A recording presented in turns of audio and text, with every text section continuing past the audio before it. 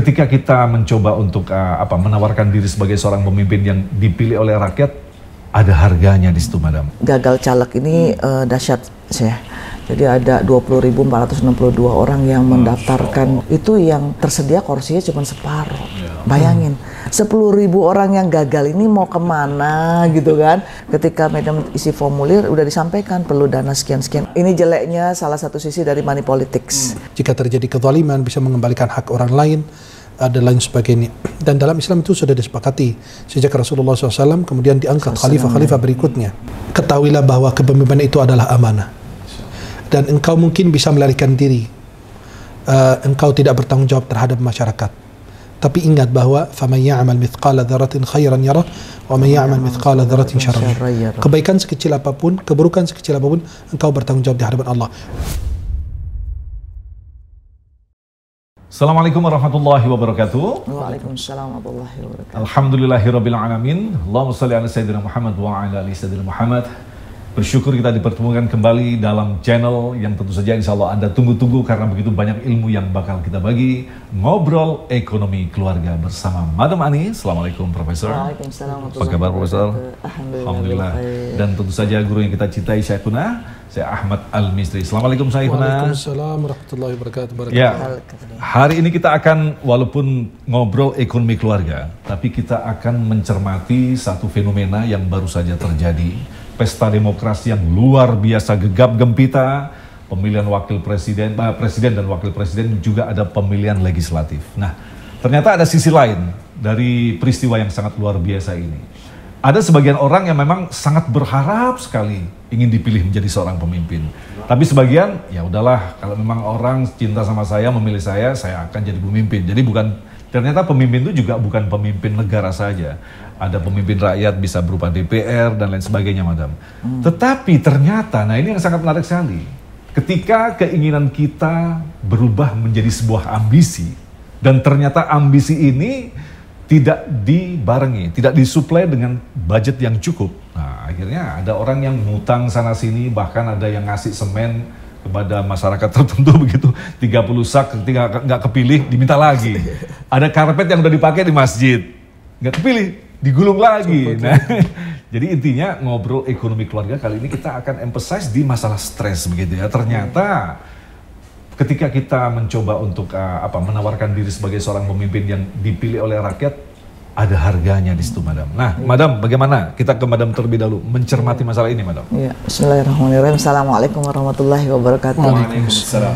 Ya, senang sekali ya kita bisa jumpa lagi di sesi ngobrol ekonomi keluarga ini, karena pas banget yang tadi disampaikan, ternyata gagal caleg ini dahsyat, Syekh. Jadi ada 20.462 orang yang mendaftarkan sebagai dari data KPU, itu yang tersedia kursinya cuma separuh. Bayangin, 10.000 orang yang gagal ini mau kemana gitu kan. Terus modal yang dikeluarkan gimana? Minta balik lagi. Minta dibalikin lagi juga udah dimakan sih sembakonya. Nah, jadi memang ini jeleknya salah satu sisi dari money politics. Jadi memang harusnya kita sudah menghapuskan ya money politics seperti ini, supaya kita betul-betul genuine, rakyat itu melihat pilihan itu tidak perlu dengan adanya biaya sampai poster-poster. Gitu ya, Madam kalau ya pernah tinggal di luar negeri ya, saya nggak kita lihat poster-poster di mana-mana, saya karena satu kecamatan aja untuk poster, satu desa, satu kecamatan, satu kabupaten itu bisa miliaran. Tapi di luar negeri ada juga kan money politik yang pada tingkat namun untuk biaya-biaya politik itu bisa ditekan sedemikian rupa. Nah, kalau ini kan modalnya harus ditanggung oleh caleg tersebut. Madam pernah didekati dengan teman dekat ya, katanya tolong saya perlu 250 juta, masih kurang sekian-sekian, tolong bantu dong. Nah, artinya kan memaksakan diri ya, 250 juta itu harga satu unit rumah. Nah, jadi kalau misalnya dia punya mobil 2 dijual, rumah dijual, kalau ada barang yang dijual mungkin stresnya agak kurang dikit sih. Tapi kalau utang, nah jadi stres, depresi, gangguan jiwa, gangguan mental, ini teman-temanan semua ini. Yang lagi mulai banyak, sampai nanti pengumuman di bulan depannya. Dan tingkat tertinggi suicide. yang tertinggi juga bunuh diri. Nah ini naudzubillah, summa naudzubillah. Madam, kalau kita perhatikan ya, memang di politik kita ini ada istilah dilamar dan melamar begitu. Nah itu ternyata membutuhkan dana yang cukup besar begitu. Artinya kalau mindset ini tetap kita pertahankan, ini bahaya sekali bagi keturunan-keturunan selanjutnya nanti generasi kita ke depan gitu, Madam. Iya, ya, Madam pernah diminta sebagai calon dahulu ya. Ketika Madam isi formulir udah disampaikan perlu dana sekian-sekian. Oh kalau gitu yang dilamar saya. Kalau dilamar saya nggak mau keluar biaya apa-apa dan saya nggak mau modal yang nggak jelas itu kan. Dan saya waktu itu Madam juga nggak terlalu ambisi. Dan sekarang juga nggak mau dah lebih bagus kita jadi ini aja ya, memberikan nasihat ya, nasihat untuk diri sendiri dan untuk saudara-saudara. Intinya kita no big deal aja lah, kan? Kalau memang cinta sama kita, mereka ingin kita jadi pemimpin, ya udah, let it flow, begitu kan, Madam? Tapi nggak mau, Madam jor-joran gitu. Bener. Dan itu miliaran, Madam, kan? Minimal sih. Itu untuk yang caleg yang level kabupaten. Itu bisa 250 juta minimal ya saya. Allah. Minimal. Kalau di atasnya sampai miliaran. Iya, betul. Sampai DPR RI. Nah, kita harus mikir ini gimana ngebalikinnya kalau gagal. Kalau lolos pun ngebalikinnya gimana? Ya Allah. Nah, balik-balik rakyat. Betul sekali, akan bersambung dengan kejahatan berikutnya ketika mereka menduduki jabatan. Mereka berusaha dalam tanda petik, mohon maaf sekali, korupsi, ya kan? Bisa jadi begitu kan? Syekh, ini ada teman Madam nih ya, udah menjabat, jujur, baik hati dan tidak sombong. Tapi dia bilang gini, udah 3 tahun menjabat, belum balik modal. Wow, ada istilah balik modal, politik jadi kayak semacam dagang. Baik, Syekhuna, kalau kita menanggapi ketika orang pada zaman Rasulullah sudah jelas siapakah yang berhak dan memiliki kapasitas untuk menjadi seorang pemimpin. Tetapi dalam perjalanannya, apalagi dikatakan sekarang ada istilah politik yang modern begitu banyak pernak-pernik seperti tadi kan. Bagaimana sesungguhnya Islam memandang ini? Ini kan masalah kepemimpinan. Lantas bagaimana rambu-rambu yang ditegaskan dalam Islam? Ya, Bismillah, alhamdulillah, wassalatu wassalamu ala rasulillah wa alihi wa sahbihi wa man wala. Kalau kita lihat seorang pemimpin itu dalam Islam itu wajib mengangkat seorang pemimpin.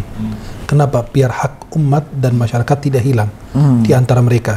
Jadi harus ada aturan, ada pemimpin, ada petugas-petugas atau ada orang yang pihak yang berwenang untuk bisa memisahkan jika terjadi kezaliman, bisa mengembalikan hak orang lain dan lain sebagainya. Dan dalam Islam itu sudah disepakati sejak Rasulullah SAW, kemudian diangkat khalifah-khalifah berikutnya. Dan itu menjadi musyawarah di antara para sahabat radhiyallahu alaihim, kemudian dan seterusnya sampai saat ini. Nah, kebanyakan di antara mereka itu tidak mengatakan bahwa mereka memisahkan politik dari agama dan agama dari politik dipisahkan. Kenapa mereka melakukan hal demikian? Karena politik mereka kotor dan agama kalau masuk akan memperbaikinya dan mereka tidak ingin memperbaikinya. Karena politik sudah tidak benar, sudah tidak beres. Jadi ketika Islam masuk mengatur, itu akan sulit. Mereka tidak berkeinginan demikian. Karena mereka ingin melakukan seperti tindakan-tindakan yang dilarang oleh Islam. Nah, maka seorang pemimpin itu harus benar-benar orang yang paham agama. Kenapa? Biar dia bisa pemimpin ibadah, bisa mengambil keputusan yang tepat. Kemudian dia adalah orang yang amanah. Karena ini bukan tasyrif tapi taklif. Banyak orang merasa bahwa kepemimpinan itu adalah tasyrif, kemuliaan, sedangkan itu adalah beban. Nah, kepemimpinan itu adalah beban, bukan kemuliaan. Taklif walaysa tasyrif. Nah, maka dalam Sahih Muslim, Abu Dzar Al-Ghifari minta satu imarah dari Nabi SAW. Nabi SAW memberikan pesan kepada beliau, Ya Abu Dzar, innaka rajulun ta'if, wa innaha amanah, wa innaha yawmal qiyamati khizyun wa nadama, illa man addaha bihaqqiha. Wahai Abu Dzar, kamu adalah orang yang lemah. Seorang level Abu Dzar Al-Ghifari, sahabat yang mulia, Nabi dia tahu kalau masuk ke wilayah tersebut. Nah, maka Nabi mengatakan ini adalah amanah dan di hari kiamat menjadi penyesalan kecuali mereka menunaikan hak dan kewajiban yang harus ditunaikan. Nah, maka seperti yang antum sampaikan tadi, dia sudah mengeluarkan, dia belum balik modal. Dia minjam sana sini. Bagaimana dia mengembalikannya? Maka akan terjadi hal-hal yang tidak diharapkan. Jadi uang akan sia-sia. Kemudian yang kedua, dia ingin bertanggung jawab terhadap orang yang dia meminjamkan dan dia harus mengembalikannya. Bahkan bukan mengembalikan yang dia pinjam, tapi harus lebih. Karena dia jadi pemimpin selama 3 tahun, 5 tahun, 1 tahun. Dia sudah minjam uang, harus balikin uang. Terus kalau dia setahun habis itu nggak ada modal, nggak ada uang, buat apa habis itu dia hidup gimana gitu? Kan dia sudah dengan taraf yang tertentu, ya. Maka kita lihat hidupnya berubah. Jadi gaya hidupnya kan dari yang dulu nggak pakai mobil, sekarang jadi pakai mobil. Kebutuhan untuk bayar supir, bayar bensin, bayar tol dan lain sebagainya. Nah, untuk renovasi mobilnya, untuk perbaikan dan lain. Maka banyak biaya dan dana yang dikeluarkan. Sehingga dia harus mengembalikan bukan uang yang sudah keluarkan, bahkan melebihi. Karena untuk melihat langkah selanjutnya apa. Apakah dia mencalek lagi, apakah dia maju lagi, atau dia punya usaha. Kalau dia nggak punya uang, susah. Betul. Maka kenapa mereka bunuh diri? Ya karena memang awalnya udah caranya tidak benar. Benar, dia pikir itu menyelesaikan masalah. Padahal dia lari dari masalah. Jadi bisa ditegaskan bahwa sesungguhnya kehadiran Islam, dinullah Islam yang sempurna, itu justru menghadirkan adab dan akhlak di dalam politik. Karena di dalam Islam itu kan ada namanya siasa. Kita sering memisahkan, udah nggak usah ngomongin politik. Di masjid nggak usah ngomongin politik, padahal itu kan siasa kan. Dan lihat kisahnya Sayyidina Sulaiman alaihissalam bersama Balqis. Bagaimana politiknya beliau, siasahnya beliau. Bagaimana bisa menghadirkan seorang ratu. Dan melakukan berbagai hal, dan kisahnya sudah masyhur sampai burung hudhud aja melihat mereka melakukan suatu, inni wajadtu imra'atan tamlikuhum. Nah, saya melihat seorang perempuan yang menjadi penguasa mereka. Nah, jadi kan kata Nabi Sulaiman, ya udah kita lihat asadaqta am kunta min. Saya mau lihat apakah kamu jujur atau tidak gitu loh. Idhab bi kitabi hadza falqi ilayhim. Bawa surat saya ini kasih ke mereka, dan kamu agak minggir sedikit gitu biar kamu dengar apa yang mereka sampaikan. Nah, kata Balqis, innal muluka idza dakhalu qaryatan afsaduha. Raja-raja itu kalau masuk sebuah negeri hancur. Nah, bagaimana menurut kalian? Ya, kami tidak punya apa-apa. Fal amru ilaiki, kami kembalikan karena kamu kan jadi pemimpin yang mengambil keputusan. Nah, dan subhanallah, itu udah bagaimana Rasulullah SAW bisa melakukan berbagai hal kemudian di dalam masjid. Karena masjid itu adalah pusat peradaban. Maaf, kalau sekarang tidak di masjid siapa lagi? Kadang-kadang mengharapkan anggota-anggota yang mewakili rakyat, mereka tidak melakukan hal demikian atau mengabaikannya, atau mereka cuek, atau mereka sudah diatur, sudah disetting, maka di mana lagi kecuali di masjid. Maka masjid itu adalah memberikan pencerahan, bukan bertengkaran, apalagi permusuhan. Maka di masjid ini kita memberikan kecerdasan, mencerdaskan masyarakat. Bagaimana berpolitik yang sesuai dengan syariat, bagaimana siasa. Maka Syekh Utsaimin menulis kitab siasa syariah. Nah, bagaimana bisa kita berpolitik, tapi sesuai dengan aturan Islam. Ya, karena sekarang udah campur barat semua, orang-orang kafir gitu kan. Jadi kita ekspor dari luar gitu loh. Cara-caranya. Kayak semacam polarisasi begitu, nggak karuan begitu ya, secara konsepsinya begitu ya. Maka itu yang harus kita benar-benar pola pikir kita, pola hidup kita yang kita harus ubah lagi. Bagaimana untuk memperbaiki agar tidak terjadi kesalahan yang lebih besar dan yang disebut dengan kerusakan yang lebih besar. Maka apabila sebuah amanah atau kepemimpinan diserahkan kepada yang bukan ahli, tunggulah kehancurannya. Nah, itulah yang berbahaya nanti. Prof, nah ini kalau kita kembalikan tadi pada politik modern yang kita anut sekarang ini di dunia ini, itu menimbulkan ekonomi tinggi yang justru akan merugikan orang begitu kan? Kalau Madam menanggapi seperti apa ini? Iya, jadi kalau kita melihat siasah tadi sebagai masyarakat yang jumlahnya mayoritas dalam beragama Islam, kita bisa membawa konteks Islam di dalam ini, dan walaupun non muslim juga ketika melihat kacamata siasa dari Islam itu juga diterima. Karena menjunjung keadilan, menjunjung kebersamaan dan transparansi. Nah, maka dari itu hal-hal seperti ini harus dicermati, bisa kita gunakan sebagai pelajaran yang selama ini kita beberapa bulan terakhir kita lihat uang dihambur-hamburkan demi untuk menarik perhatian pemilih. Ini kita harus sikapi, apakah 5 tahun lagi kita akan seperti ini. Nah, sedangkan mudaratnya banyak sekali. Jadi jangan sampai hal-hal seperti ini berlangsung berlarut-larut. Dan tentu saja yang harus kita sikapi sekarang akibatnya harus diperbaiki nih. Karena ada sesuatu sistem yang salah dan memberikan dampak. Ada yang korban dari yang gagal tadi, stres, depresi dan sebagainya. Ini bagaimana solusinya? Kita tanyakan saya. Nah, gitu. Ya, maka kalau kita perhatikan, kalau kita menawarkan diri itu yang berbahaya. Kecuali kalau kita merasa kita ahli, kita akan berbagi manfaat dan kita punya keahlian. Sebagaimana dalam surat Yusuf ayat 55, qala ja'alni ala khazainil ard inni hafizun alim. Nah, Nabi Yusuf berkata kepada sang raja, jadikanlah aku bendaharawan negara Mesir. Sesungguhnya aku adalah orang yang pandai menjaga dan lagi berpengetahuan. Nah, kata orang, loh, kalau menawarkan diri kan nggak boleh. Nah, sedangkan Nabi Yusuf sudah tahu, apalagi seorang nabi punya wahyu, kemudian beliau tahu akan memberikan manfaat, dan beliau mengatakan ini hafizun alim, saya orang pandai berpengetahuan, ya, dan saya akan menjaga amanah tersebut. Berbeda dengan orang-orang biasa gitu loh. Maka berambisi boleh, bermimpi boleh, tapi tidak boleh hidup dalam mimpi, sehingga tidak terjadi hal-hal yang tidak diharapkan seperti bunuh diri, segala macam, stres dan lain. Kenapa? Karena dia merasa bahwa itu adalah titipan Allah. Tapi dari awalnya memang kita lihat caranya dari awal. Kalau awalnya sudah tidak beres, niatnya tidak baik, udah seterusnya nggak bakal. Niatnya mau apa? Katanya wakil rakyat, katanya untuk pemberdayaan, katanya mau membantu masalah-masalah yang sekarang lagi terjadi.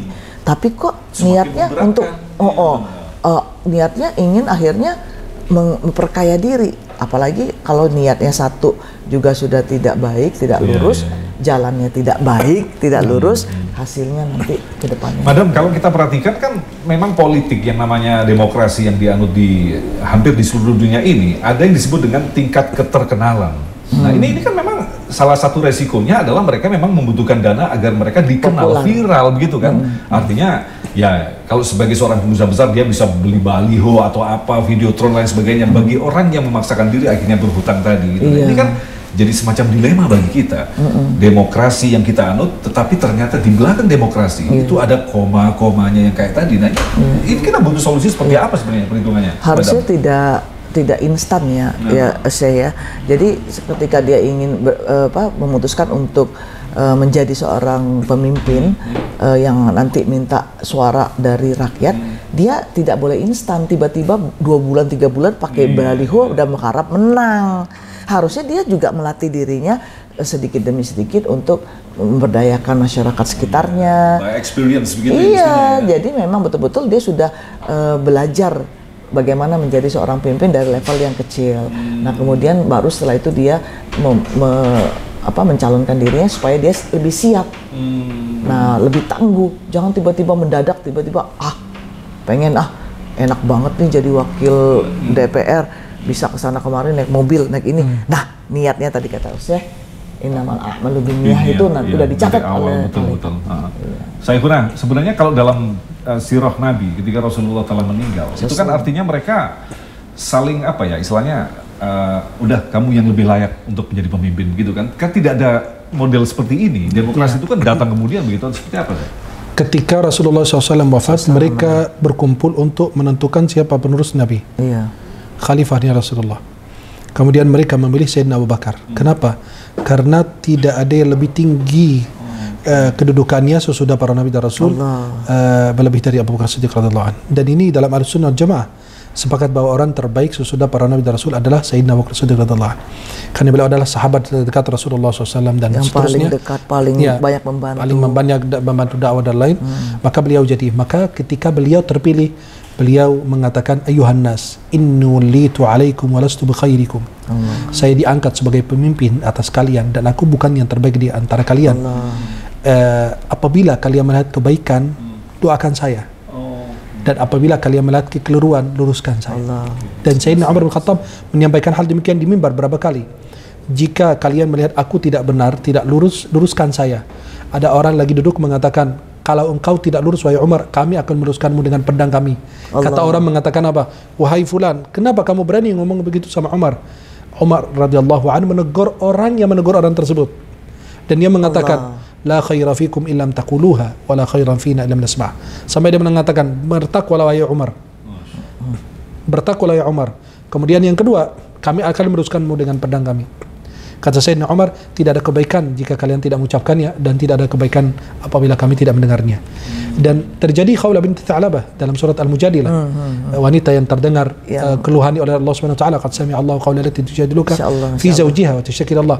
Pada saat dia lagi bilang sama Sayyidina Umar menjadi khalifah. Lihat Umar aja syaitan takut sama beliau. Nah, kalau sekarang pemimpinnya itu bertemanan dengan jin ifrit gitu loh. Allah. Nah, jadi ini Sayyidina Umar lagi keluar sama sahabatnya, sama pasukannya, tiba-tiba bilang, kata Khawlah ini apa? Khawlah. Sini. Umar. Hei Umar, dulu kamu main di pasar sama anak-anak, namanya Umair dulu katanya. Akhirnya orang kamu gimana berani ngomong sama Umar begitu? Kata Umar, kamu nggak tahu nih siapa? Allah aja dengar ceritanya, masa Umar nggak mau dengar? Nunduk. Maka itulah. Maka Umar pada saat didatangi oleh pasukan utusan raja yang bukan Islam sama sekali, dia datang mencari Umar. Di mana Umar? Dia beranggapan bahwa Umar itu lagi tidur di kamar, ada AC, singgasananya luar biasa. Ternyata Umar katanya nih di pohon sana kamu cari.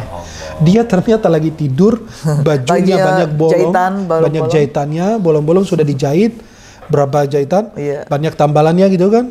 Umar lagi tidur, keringatan karena panas, dan Umar sendiri sampai orang itu perhatiin, dibilang, bener ini khalifah ini. Ini raja lo.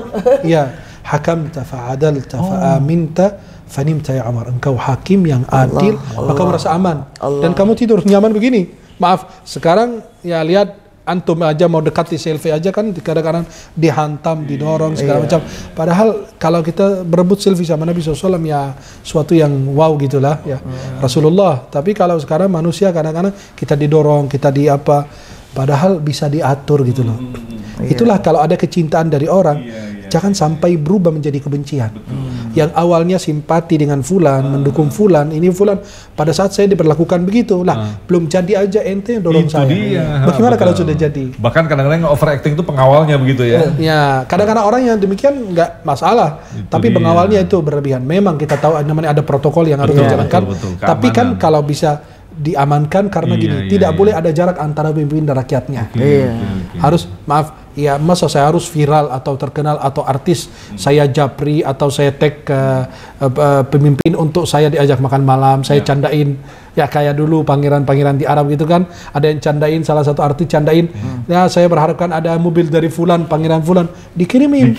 Tapi apakah dia kalau orang tidak terkenal, tidak punya IG, tidak punya dan lain sebagainya, bagaimana kalau dia tag atau kirim surat, apakah dibaca atau tidak? Itu yang harus kita pikirkan. Maka sebenarnya Islam kita sudah mengatur segalanya. Kalau orang mengatakan bahwa Islam itu salih untuk setiap zaman dan tempat, sebenarnya itu kalimat yang kurang pas. Bukan Islam itu yang baik untuk setiap masa dan waktu, kurang tepat. Seharusnya zaman dan waktu kalau tidak ada Islam itu tidak baik. Allahu Akbar. Seperti kalau kita bilang Al-Quran, kita tidak perlu waktu membaca Al-Quran, tapi waktu kita yang memerlukan Al-Quran. Betul. Baik, Syekh, ini juga Profesor, waktu kita sangat singkat. Sebagai pesan terakhir, nasihat dari apa yang baru saja kita lampaui kemarin, yaitu tentang pemilihan presiden dan wakil presiden, pemilihan legislatif. Silakan. Pesan saya adalah, ketahuilah bahwa kepemimpinan itu adalah amanah. Dan engkau mungkin bisa melarikan diri. Engkau tidak bertanggung jawab terhadap masyarakat. Tapi ingat bahwa faman ya'mal mithqala dzarratin khairan yarah wa man ya'mal mithqala dzarratin syarran yarah. Kebaikan sekecil apapun, keburukan sekecil apapun, engkau bertanggung jawab di hadapan Allah. Dan setiap pemilih dalam pemilihan apapun, ingat bahwa suaramu adalah amanah. Jangan mengkhianati, jangan memberikan suaramu kepada orang yang tidak tepat, karena persiapkan jawaban di hadapan Allah. Satuktabu syahadatuhum wa yus'alun, akan dicatat kesaksiannya dan akan bertanggung jawab di hadapan Allah. Madam, silakan. Iya, ini sangat menggugah sekali ya. Harapannya kita selalu ingat bahwa segala sesuatu yang kita perbuat itu balik lagi kita semua. Saya in ahsantum li anfusikum in asatum falaha. Ini harapannya kita selalu sadar apa yang kita berbuat kebaikan kepada, betul-betul niatnya baik, berbuat baik, dan itu insya Allah akan kembali lagi keberkahan dalam hidupnya, kebaikan untuk istri atau suaminya dan anak-anaknya dan keluarganya. Amin. Dan tentu saja kalau dia memang niatnya buruk, yang dilakukannya buruk, nanti kita lihat akan terbalik lagi juga untuk dia. Kalau tidak di dunia, nanti di akhirat. Betul. Na'udzubillah, tsumma na'udzubillah. Ya. Terima kasih Madam Saikhuna atas ilmunya yang sangat luar biasa sekali. Mudah-mudahan memberikan manfaat bagi kita bersama. Sampai berjumpa lagi. Wassalamualaikum warahmatullahi wabarakatuh. Waalaikumsalam warahmatullahi wabarakatuh. Terima kasih, jazakumullah khairan, sahabat-sahabat semuanya sudah mengikuti channel YouTube saya. Semoga yang kami tayangkan itu bermanfaat. Jangan lupa share, like, dan subscribe. Mudah-mudahan insya Allah kita semua dalam lindungan Allah SWT.